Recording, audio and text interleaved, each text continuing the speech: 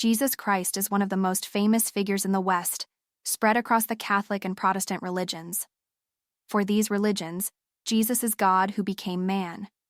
He is fully divine and fully human, a hypostatic union of two natures.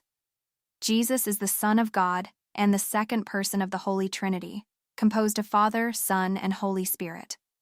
However, with the emergence of new spiritual and philosophical currents, the figure of Jesus received other interpretations. In the New Age movement, Jesus is not seen as God, but rather as a high spiritual master, an avatar, or a spiritual guide, whose teaching is valued. In the context of reincarnation, that is, that the soul has gone through several lifetimes, Jesus is considered someone who has reached a high spiritual level over the course of several incarnations.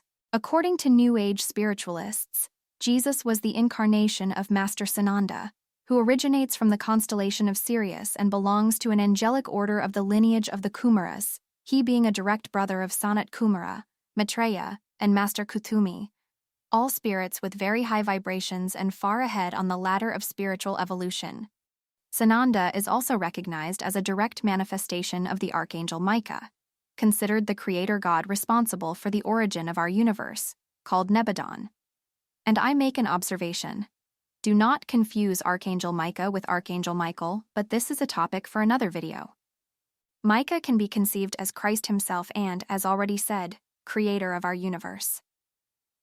On earth, Sananda reveals himself in the figure of Jesus, and, together with Master Kuthumi, plays the role of world teacher in the structure of the White Brotherhood.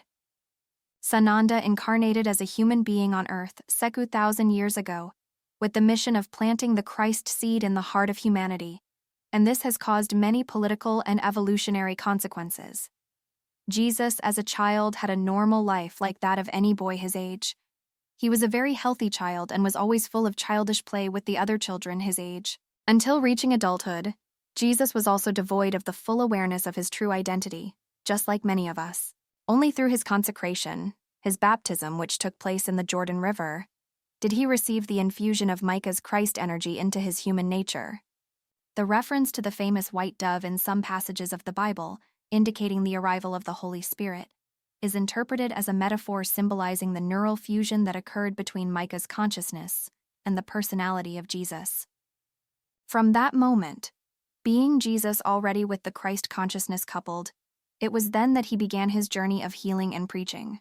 Jesus' mission required a great deal of effort and dedication to complete.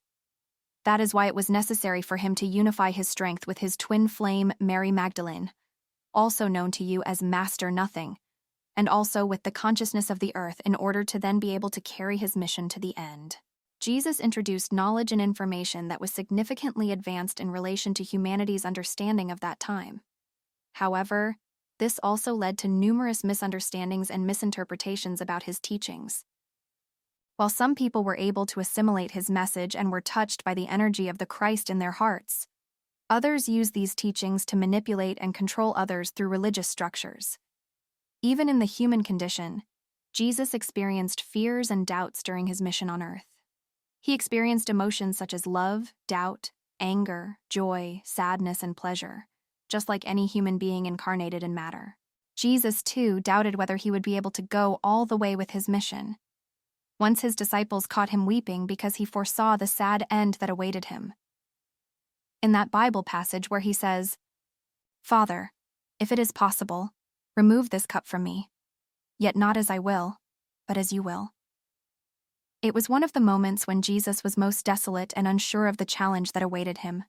Even among his own disciples who shared a daily life with him, there was a certain resistance and difficulty in understanding many of Jesus' teachings. This was due to the fact that such teachings directly confronted the Jewish religious beliefs that their followers held. Currently, we realize that the true meaning behind Sananda's coming to Earth is still poorly understood by people.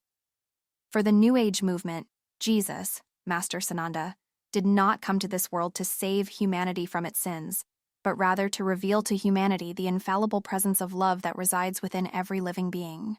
All these concepts, such as sin, salvation, heaven, hell, are human creations used by religions to serve the interests of the owners of power, the patriarchs of the church, where they place Jesus as an authority figure to be worshipped and obeyed. This is the complete opposite of what he really wanted. It is crucial to understand that the same divine potential present in Jesus also exists within each of you. There is no distinction between Jesus and you. That differentiation never existed.